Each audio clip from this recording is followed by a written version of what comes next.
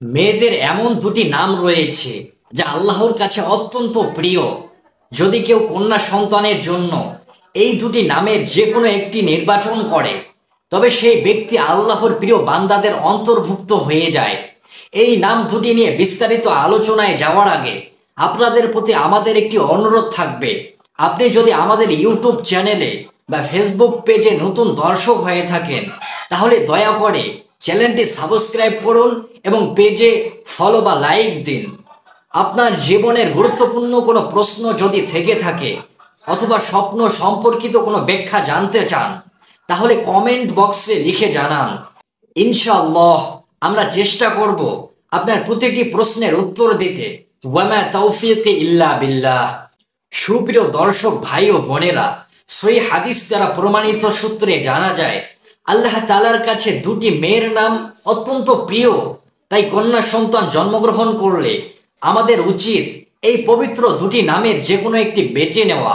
দুঃখের বিষয় হচ্ছে আমাদের অনেকের ঘরে মেয়ে সন্তান জন্ম নেয়, কিন্তু আমরা নাম রাখতে গিয়ে ইসলামিক মূল্যবোধ ভুলে যাই। আমরা এমন সব নাম বেছে নেই যেগুলো অর্থ অজানা অথবা ইসলামের সাথে সামঞ্জস্যপূর্ণ। আসুন জেনে নেই সেই দুটি নাম।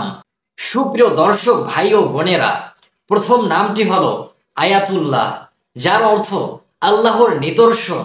এই নামের মধ্যে আল্লাহর মহত্বের পরিচয় রয়েছে। কন্যা সন্তানের জন্য এটি একটি অত্যন্ত মর্যাদাপূর্ণ ও ফজিলতপূর্ণ নাম। দ্বিতীয় নামটি হলো আমাতুর রহমান, যার অর্থ রহমানের বান্দি।